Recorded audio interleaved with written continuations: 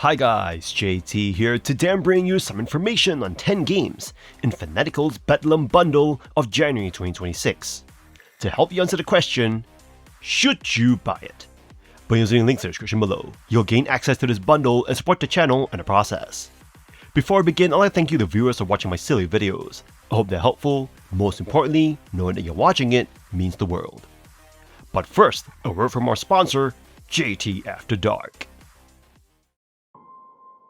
You've read the threads, you've seen the warnings, but you haven't heard them like this. I'm JT. I take the internet's most terrifying stories and give them a voice. From Reddit's deepest archives to the legends that haunt the web, I bring the horror to life. Join me on JT After Dark. Subscribe now and let's see what's hiding in the shadows. Anyway, let's get into this. At number 1 we have Forgotten Mines, a challenging roguelite turn-based tactical adventure that puts you in charge of a 3-hero expedition tasked with reclaiming ancestral dwarven lands.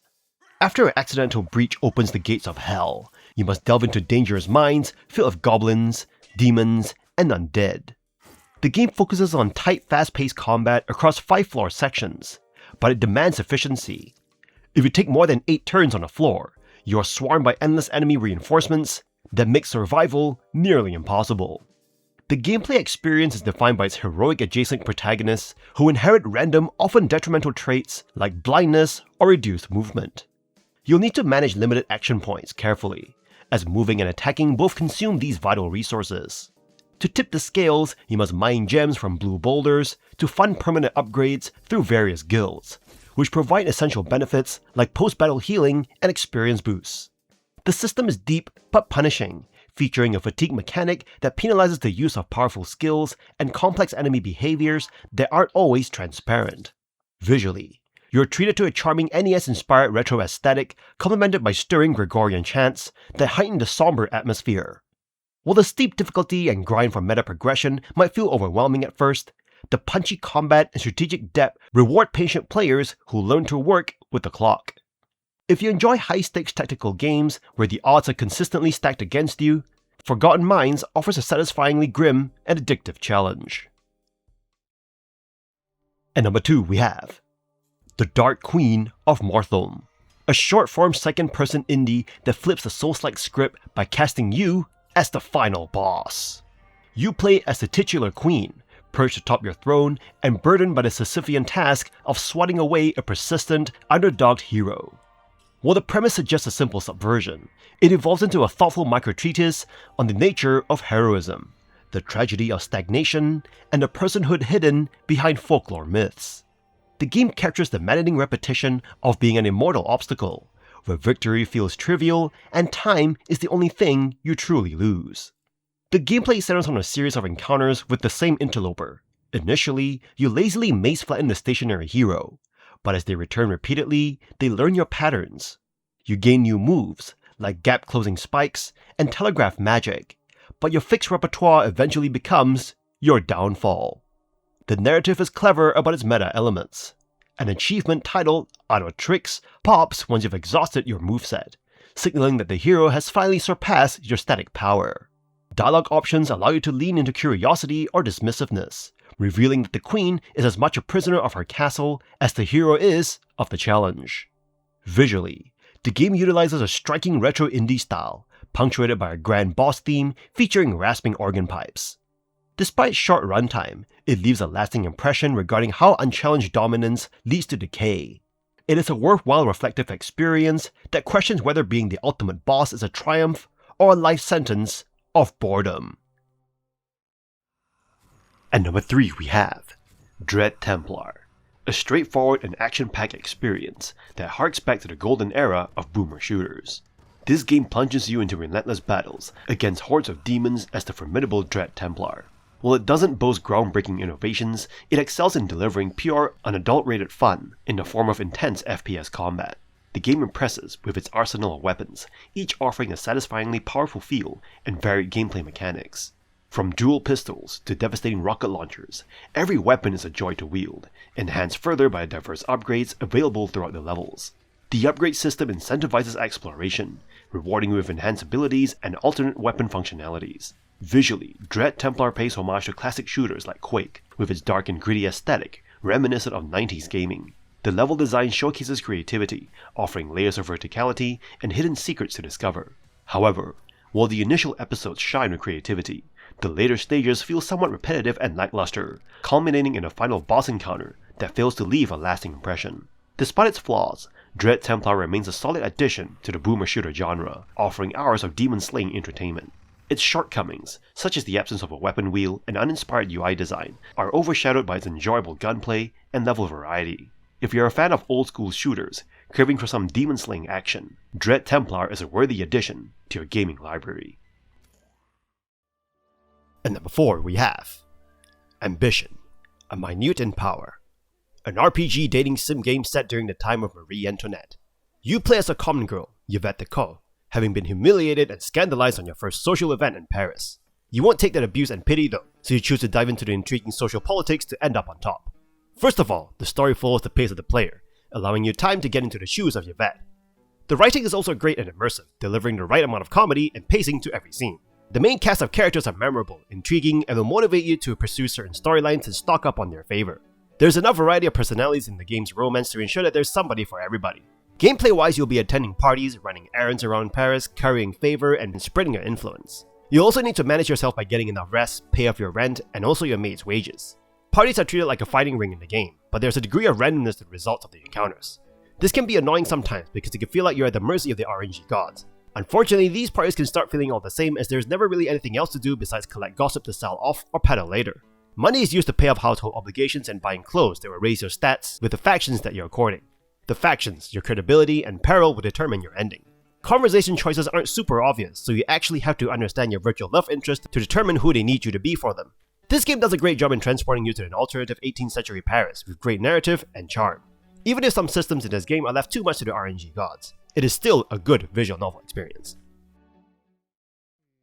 And number 5 we have My Little Life, a charming indie idle game that functions as a dockable life simulator, living on the edges of your screen while you focus on other tasks. Much like Rusty's Retirement, this title is designed to be a secondary digital toy, allowing you to build either a vertical skyscraper in the city or a horizontal suburb. You start with a single randomized character, and gradually expand your tiny commune, eventually managing 6 unique roommates, various pets, and hundreds of decorative items. It captures the essence of a simplified 2D version of The Sims, where you manage the needs and careers of your inhabitants. The gameplay loop involves balancing career paths, such as writer, streamer, or mechanic, to earn credits and fulfillment points. You'll start with humble beginnings, like a shack with a bucket, and work your way toward high-end amenities through job promotions and township quests. While the game encourages idle play to accumulate wealth, you're still tasked with designing zones that optimize your character's skill gains. There are no social dramas or squabble here. The focus is entirely on creative freedom and efficient progression. Visually and orally, it provides a 9 out of 10 cozy experience, though it faces launch hurdles like missing tutorials and occasional bugs where characters might get stuck. Despite these minor technical issues and a steep learning curve for its icon-heavy UI, the game offers incredible value for its low price point in this bundle. If you need a low-stress addictive companion for your workday, My Little Life is a perfect time killer. And number 6 we have Outlanders, a charmingly minimalist town builder that prioritizes focused mission-based challenges over the sprawling complexity of traditional sandbox simulators. You take on the role of various community leaders across a series of distinct levels, each presenting a specific puzzle to solve. Instead of aiming for infinite expansion, you're tasked with meeting clear objectives, such as stockpiling bread or constructing a massive monument, within a set time frame. This structure turns the genre into a series of thoughtful vignettes where population management and resource conservation are the keys to success. The gameplay revolves around the delicate balance of your small society. You do not micromanage individual citizens. Instead, you assign workers to various structures and use decrees to influence their behavior. These decrees allow you to make tough calls, like forcing your people to work harder at the cost of happiness or rationing food during a lean winter. You must stay vigilant, as the simulation is surprisingly fragile. A single mistake, like over-harvesting trees without replanting or failing to provide enough housing, can trigger a demographic collapse that ends your mission abruptly. Visually, you are treated to a clean, colorful aesthetic that feels both cozy and approachable. The UI is intentionally stripped back, removing the clutter of spreadsheets to focus on the organic growth of your village. While the limited scope might feel restrictive to those seeking an endless sandbox, the tight design ensures that every decision feels impactful. If you enjoy strategic planning and peaceful aesthetics without the stress of combat, Outlanders offers a refreshingly disciplined management experience. At number 7 we have CLeM, a captivating point-and-click Metroidvania adventure wrapped in a beautifully hand-drawn, quirky aesthetic. As a mute ragdoll awakening in the eerie basement of an abandoned mansion, you're tasked with solving a series of puzzles to collect abstract beauties like hope and strength, each represented by an insect. The game's setup is intriguing, blending a lighthearted cartoon style with darker, mysterious undertones. Progressing through the game, you will explore the sprawling mansion, unlocking new areas, and gaining unique powers that make revisiting familiar locations exciting. From shrinking to fit into tiny spaces to using a lens that reveals hidden writings, the variety of mechanics keeps the experience fresh. The puzzles range from straightforward item combinations to intricate logic challenges. While most are clever and satisfying, a few feel unnecessarily obscure or demand precise timing, which can lead to frustration. Thankfully, the game provides subtle hints through the disembodied voice of your mistress, though they're not always enough. The lack of manual saving can be a minor annoyance. Each session begins in the basement, but as you progress, like collected items, is preserved. Despite this, CLeM maintains an engaging flow as its story unfolds with dark twists reminiscent of the Rusty Lake series. With an estimated playtime of 3 to 5 hours, CLeM offers a compact but rewarding adventure. Its inventive gameplay, stunning visuals, and intriguing narrative make it worth exploring, even if a few puzzles test your patience. Fans of atmospheric, puzzle-driven games should not miss this delightful, eerie experience. At number 8 we have Mothered, a role-playing horror game. A chilling role-playing horror game that uses a nostalgic PS1 era aesthetic to tell one of the strangest and most unsettling stories in recent memory. You take on the role of Liana, a young girl returning home after a major surgery to live with her mother. However, the homecoming is far from normal. Your father hides his face, your brother refuses to leave his room, and your mother appears as a stiff, mannequin-like figure. Over a period of 7 days, you're tasked with simple daily chores that gradually spiral into a surreal nightmare, forcing you to question the reality of your surroundings and your own identity. The gameplay is primarily a first-person adventure focused on completing specific tasks, such as picking apples or eating breakfast, which advance the in-game clock. While the mechanics are straightforward, the game introduces a complex loop system where you must figure out how to break a cycle of events to reach the true ending. There's even a subtle level up mechanic represented by an in-game percentage that shifts based on your choices. Though a particular orchard section may test your patience, the overall experience is defined by its masterful use of atmosphere, glitchy VHS-style visuals, and a movie-quality soundtrack that heightens every jump scare. As a prequel to the Enigma Machine, Mother is a brief but deeply impactful journey that lingers long after completion. For its low price in this bundle, you receive a uniquely written horror masterpiece that demands multiple playthroughs to fully decode.